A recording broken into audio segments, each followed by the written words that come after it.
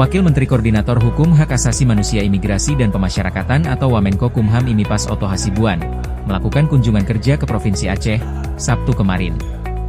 Otto mengajak generasi muda dan seluruh stakeholder di Aceh, memperkuat kesadaran hukum dan nilai-nilai kebangsaan. Ajakan disampaikan Otto Hasibuan saat menghadiri kegiatan Bincang Kebangsaan dan Ngopi Bareng Bang Otto, Sabtu malam, 30 Mei 2026. Digelar di salah satu kafe di Banda Aceh. Kegiatan dihadiri mahasiswa, pengurus dan anggota Perhimpunan Advokat Indonesia atau PERADI, serta tokoh masyarakat. Otto mengatakan kegiatan ini merupakan bagian dari upaya pemerintah melalui Menko-Kumham Imipas dalam memperkuat komunikasi dengan semua kalangan. Tak hanya itu, upaya ini diharap mampu mendorong partisipasi publik dalam pembangunan yang berkeadilan serta penghormatan terhadap HAM maupun penguatan nilai-nilai kebangsaan di Indonesia. Kesadaran hukum dan nilai kebangsaan yang kuat dinilai penting. Seiring hadirnya Kitab Undang-Undang Pidana yang baru berlaku 2 Januari lalu. Melalui KUHP ini, masyarakat dan semua pihak dituntut untuk mengubah paradigma dalam sistem hukum pidana, yang tidak lagi berorientasi pada penghukuman semata. Lebih dari itu, penerapannya hukum pidana juga harus mengedepankan upaya pencegahan dan pembinaan. Forum yang dipandu Ketua PERADI Aceh, Zulfikar Sawang ini, berlangsung interaktif dan turut membahas isu strategis kebangsaan, serta tantangan penegakan hak asasi manusia di Aceh dan Indonesia. Otto juga menyorot pentingnya pembangunan SDM sebagai pondasi menuju Indonesia Emas di 2045 mendatang.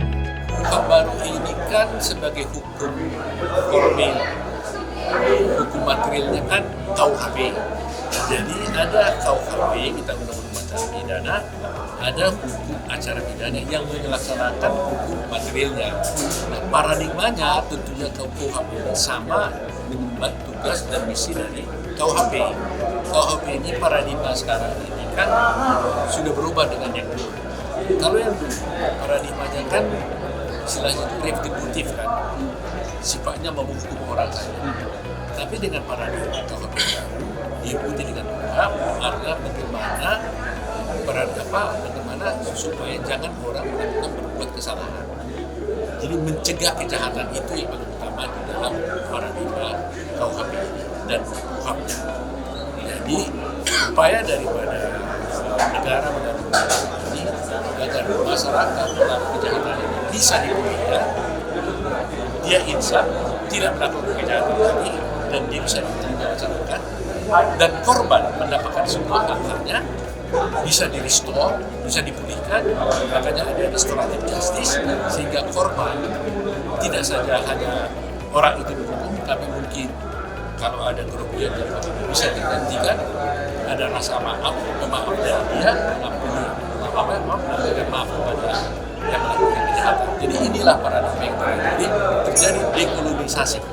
Jadi undang-undang sifatnya kolonial, dirubah menjadi undang-undang dengan prinsip penegakan hak asasi manusia.